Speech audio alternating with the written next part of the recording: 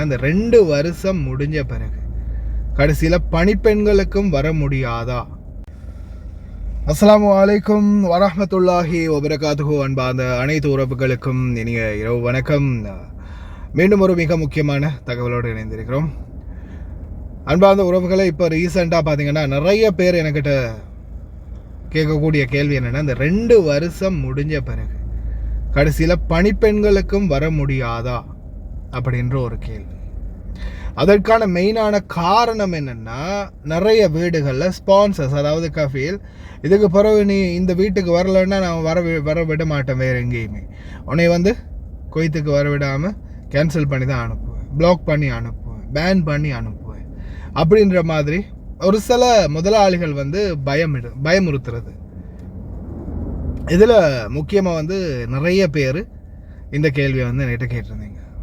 அதோடு சேர்த்து இப்போது ரீசெண்டாக 2 வருஷம் போனால் வர முடியாது அப்படின்னு நான் டிரைவர்களுக்கு சொல்லியிருந்தேன். அதையும் நிறைய பேர் என்கிட்ட கேட்டிருந்தீங்க, இந்த மாதிரி ஹவுஸ்மேடுகளுக்கும் வர முடியாதுன்னு சொல்கிறாங்களே உண்மையா அப்படின்னு. சிலருக்கு உண்மைக்குமே வர முடியாத சூழல் இருக்குது, அதுக்கான காரணமும் இருக்குது. நல்லா கேட்டுக்கோங்க, டிரைவர்களும் கேட்டுக்கோங்க. உங்களுக்கும் வர முடியும், வர முடியாது, இந்த மாதிரி 2 கேட்டகரி இருக்குது. அது எப்படின்றதையும் கிளியர் பண்ணுறேன். முதலாவது ஹவுஸ்மேட், பணிப்பெண்கள்.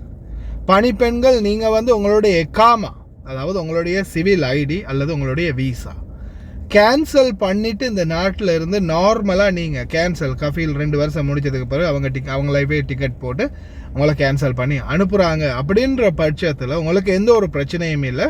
நீங்கள் தாராளமாக கேன்சல் போன அடுத்த நாளே வேணும்னாலும் வீசாவுக்கு அப்ளை பண்ணலாம்.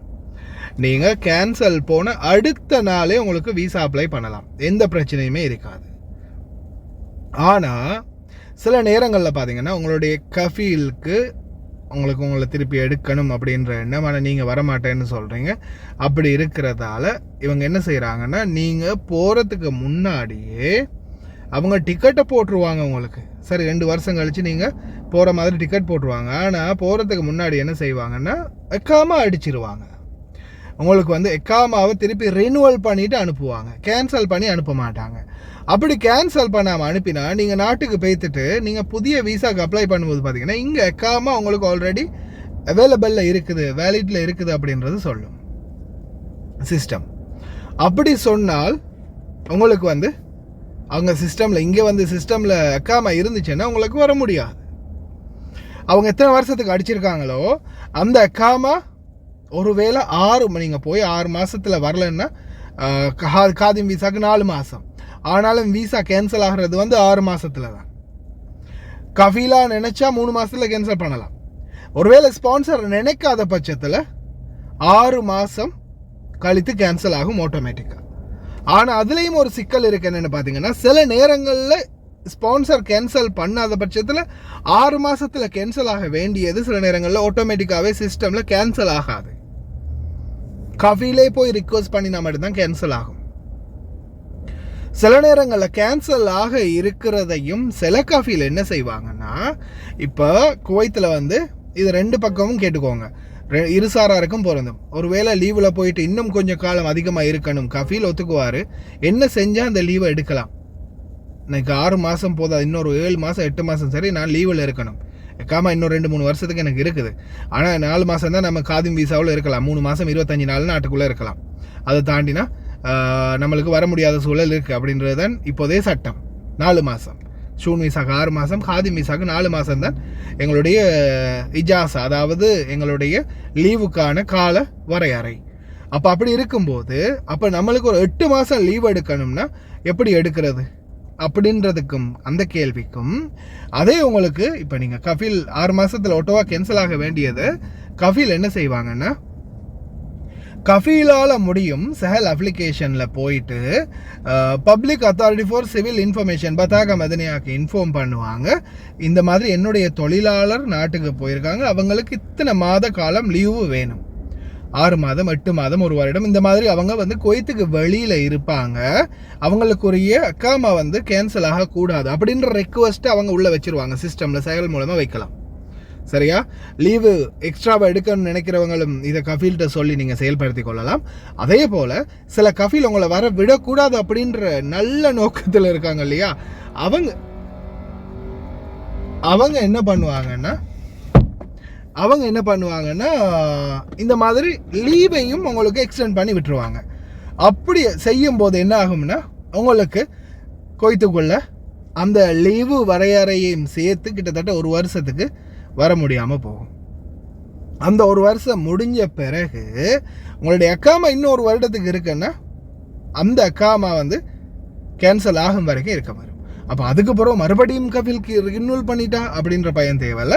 அதுக்கு பிறகு அவங்களால ரினியூவல் பண்ண முடியாது. ஏன்னா நீங்கள் ஆல்ரெடி சாப்பர் போயிருக்கீங்க அப்படின்றதால நீங்கள் திருப்பி அக்காமா ரினியூவல் பண்ணணுமா இருந்தால் நீங்கள் ஒருவேளை நீங்கள் லீவில் போனீங்களா இருந்தால் லீவில் போயிட்டு திருப்பி புதுசாக அக்காமா அடிக்கும்போது நீங்கள் லீவில் போய் வந்திருந்தீங்கன்னா நிச்சயமாக மெடிக்கல் எடுக்கணும். மெடிக்கல் எடுக்காமல் அக்காமா அடிக்க முடியாது. அதால் பிரச்சனை இல்லை. 2வது தரம் அவரால் எப்படியுமே அக்காமா அடிக்க முடியாது. காரணம் மெடிக்கல் போடாததால் அக்காமா அடிக்க முடியாது. அதுலேயும் சிலருக்கு ஆன்லைனில் அடிக்கும்போது மெடிக்கல் போடாமலே அக்காமா எக்ஸ்பர்ட் ஆகிருது. ஒரு சிலருக்கு மெடிக்கலே போகலை, லீவில் போய் வந்திருக்காங்க, ஆனால் அக்காமா அடிபட்டுடுச்சு. இந்த மாதிரியும் இருக்குது.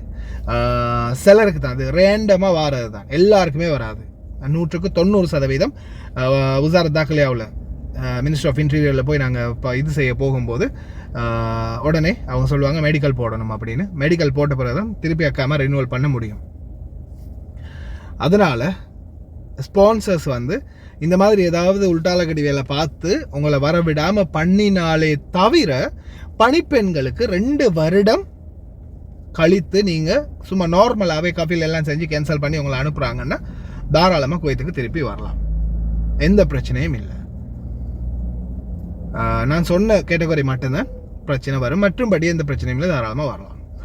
டிரைவர்கள், எந்த ஒரு டிரைவருமே குவைத் இப்போ புதிய சட்டம் என்னென்னா எந்த ஒரு டிரைவர்களுக்கும், அதாவது காதிம் வீசாவாக இருக்கலாம், ஷூன் வீசாவாக இருக்கலாம், டிரைவிங் கேட்டகரி, அடுத்தது ரெப்ரசன்டேட்டிவ் அப்படின்னு சொல்லியிருந்தாங்க. இவங்களுக்கு பார்த்தீங்கன்னா குவைத்துக்குள்ளே வர முடியாது 2 வருட காலம் முடியும் வரைக்கும்.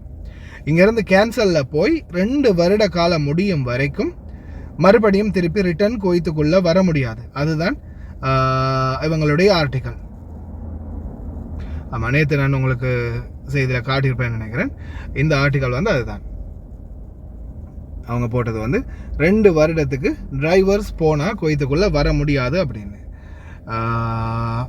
இதில் உங்களுக்கு வாரத்துக்கான வாய்ப்பு எப்படி இருக்குன்னா திருப்பி ரிட்டர்ன் வரணுமா இருந்தால் அதே சேம் கம்பெனி, அதே சேம் ஸ்பான்சர், அதே சேம் வீடு, அதே ஸ்பான்சர், உங்களுடைய அதே பழைய கஃபீலுக்கிட்ட நீங்கள் வரப்போகிறீங்களா இருந்தால் தாராளமாக வரலாம்.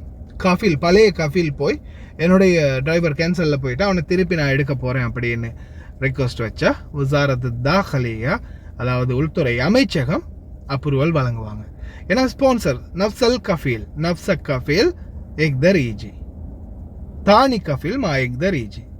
அதாவது சேம் கஃபீலுக்கு நம்மளுடைய கஃபீலே நம்மளை போய் திருப்பி ரீரிக்வெஸ்ட் பண்ணி உள்ளே எடுக்கலாம். ஆனால் நம்மளுடைய கஃபீல் அல்லாத வேறொரு கஃபீல், நம்மளுடைய பழைய ஸ்பான்சர் இல்லாமல் வேறொரு ஸ்பான்சர்கிட்ட வரணுமா இருந்தால் 2 இயர்ஸ் மொத்தமாக கம்ப்ளீட் ஆகணும் குவைத்தை விட்டு. அதாவது சிலர் இப்போ எனக்கு அக்காமா வார வருஷம் தான் முடியுது, ஆனால் நான் இப்போவே கேன்சலில் போயிட்டேனே, எக்ஸிட்டில் போயிட்டேனே, வெளியிட்டேனே, லீவில் வந்துட்டேன், ஆனால் நான் திருப்பி வரலை அப்படின்னு சொல்லும்போது அதில் ஒரு சிக்கல் என்னென்னா, நான் சொன்ன மாதிரி இந்த அக்காமா கேன்சல் ஆகும் வரைக்கும், அக்காமா என்னைக்கு முடியுதோ அன்னைக்கு முடிஞ்ச பிறகு அந்த முடிஞ்ச அக்காமா இருக்கு இல்லையா, அந்த டேட்டோட சேர்த்து எவ்வளோ காலம் நீங்கள் எக்ஸிட் ஆகி எவ்வளோ காலமோ அதோட சேர்த்து அந்த மிச்ச காலத்தையும் நீங்கள் அந்த 2 வருஷ பீரியட்டை கணக்கெடுத்துக்கொள்ளலாம். அதுக்கப்புறம் ரிக்வெஸ்ட் பண்ணி பார்க்கலாம். சாதாரணமாக இப்போ அக்காமா வார வருஷம், இப்போ இது இன்னைக்கு டேட்டை சொல்லுவோமே, உதாரணத்துக்கு நவம்பர் மாதம் 24ஆம் தேதி 2025ஆம் ஆண்டு உங்களுக்கு அக்காமா முடியுது 2026 நவம்பர் 24, அடுத்த வருஷம் சரி இதே டேட்டில் அக்காமா முடியுது. அப்போ நீங்கள் உங்களுடைய அக்காமா இன்னைக்கு நீங்கள் நாட்டை விட்டு போயிட்டீங்க அப்படின்றதால அப்போ உங்களுடைய அக்காமா முடிகிறது 2026 நவம்பர் மாதம் 24, அப்போ 2026 முடிஞ்சதுன்னா அப்போ நான் 2028 நவம்பர் 24 தான் வரலாம் அப்படின்னு கேட்டிங்கன்னா அப்படி இல்லை. சில நேரங்களில் நீங்கள் இன்னைக்கு எக்ஸிட் ஆகியிருக்கிறீங்க அப்படின்ற பட்சத்தில் எக்ஸிட் ஆகின காலத்திலிருந்து 2 வருஷம் அப்படின்னு தான் சொல்லியிருக்காங்க. அந்த வகையில் நீங்கள் 2027ஆம் ஆண்டு அதாவது 2027ஆம் ஆண்டு 25 to 2 வருஷம் 27ஆம் ஆண்டு நவம்பர் மாதம் 24ஆம் தேதிக்கு பிறகு ட்ரை பண்ணி பார்க்கலாம். அப்படி ஒரு சான்சஸ் இருக்குது. அதே போல் சேம் கஃபீல் உங்களுடைய நஃப்சக் கஃபீல்கிட்ட நீங்கள் கேன்சலில் போயிருந்தாலும் ரிட்டர்ன் அவர்கிட்டே திருப்பி வர முடியும். ஒருவேளை நீங்கள் உங்களுடைய நல்ல காம்ப்ரமைஸான கஃபீலாக இருந்தால் ஒருவேளை ஒரு ரிலீஸ் நீங்கள் எடுக்க வேண்டிய அவசியம் இல்லை. ஒருவேளை அவங்க ரிலீஸ் தரத்துக்கும் தயார். ஆனால் நீங்கள் ஏதோ ஒரு காரணத்துக்காக போயிட்டீங்க, கேன்சலில் போயிட்டீங்க. ஆனால் போன பிறகு திருமணத்துக்காக இருக்கலாம், வேறு ஏதாவது ஒரு தொழில் பிஸ்னஸுக்காக, வேறு ஏதாவது ஒரு முயற்சி இல்லை, சொந்தமாக தொழில் செய்யலாம், நாட்டுக்கு போயிட்டீங்க. ஆனால் எல்லாமே தலைகீழாக மாறிடுச்சு. உண்மைக்குமே போனதுக்கு அப்புறம் தான் தெரியுது எதுக்கடா வந்தோம் அப்படின்ற மாதிரி சிச்சுவேஷன் வரும். அப்போ அந்த நேரத்தில் உங்களுடைய கஃபீலுக்கு ஒன்று உங்களை தேவைப்பட்டிருக்காது, இல்லைன்னா வேற ஒரு டிரைவர் எடுத்திருக்கலாம். ஆனால் உங்களோட நல்ல காம்ப்ரமைஸ், நல்ல முகபத்தாக இருக்கிற ஒருத்தர்ன்ற பட்சத்தில் நீங்கள் என்ன செய்யலாம்னா உங்களுடைய கஃபீலுக்கு மறுபடியும் ரிக்வஸ்ட் பண்ணி பார்க்கலாம். பாபா எனக்கு வீசா ஒன்று கொடு, நான் வந்த பிறகு வேறொரு ஸ்பான்சர் பார்த்து ரிலீஸ் எடுத்துக்கிறேன். அந்த மாதிரி ஒரு சான்ஸ் ஒன்றில் நீங்கள் கொய்த்துக்கு மறுபடியும் அதே கஃபீலுக்கிட்ட வந்து அதுக்கப்புறமா வேறு கஃபீலுக்கு மாற்றி கொள்ளலாம். அப்படி ஒரு வாய்ப்புகள் கிடைக்கும். இது எல்லாமே சட்டத்துக்குள்ளே இருக்கக்கூடிய அந்த ஓட்டைகளை நான் சொல்லித்தரேன், லாஜிக்ஸ். இந்த மாதிரி கூட ட்ரை பண்ணி நீங்கள் உள்ளே வரலாம். ஆனால் எல்லாத்துக்குமே பழைய கஃபீலுடைய அனுமதி உதவி வேண்டும். இல்லாத பட்சத்தில் நோ சான்ஸ், 2 வருஷம் இருந்தே ஆகணும். பணிப்பெண்களுக்கு நான் சொன்ன கேட்டகரி, நான் சொன்ன பிரச்சனைகள் அல்லாத பட்சத்தில் நார்மலாக நீங்கள் கேன்சலில் போனீங்கன்னா 2 வருஷம் கழித்தெல்லாம் வர வேண்டிய அவசியம் இல்லை. 2 வருஷம் முடிச்சுட்டு நீங்கள் கேன்சலில் போயிட்டீங்கன்னா மறுபடியும் அடுத்த நாளே உங்களுக்கு அடுத்த வீசா அப்ளை பண்ணலாம். கிளியராக இருக்கும்னு நினைக்கிறேன். மேலதிகமாக தகவல் தெரியணுமா இருந்தால் ஃபேஸ்புக் மெசேஞ்சருக்கு வாங்க, இல்லைனா கமெண்டில் போடுங்க. ஃபேஸ்புக் மெசேஞ்சருக்கு வந்தீங்கன்னா நீங்கள் வாய்ஸ் போட்டிங்கன்னா நான் கேட்டுட்டு ரிப்ளை பண்ணுவேன். சர்ஃபான் BA Vlog தான் ஃபேஸ்புக்கோடைய பேரும். ஓகே ஃப்ரெண்ட்ஸ், கவனமாக இருங்க. மேலதிக தகவல்களுக்கு இணைந்திருங்க.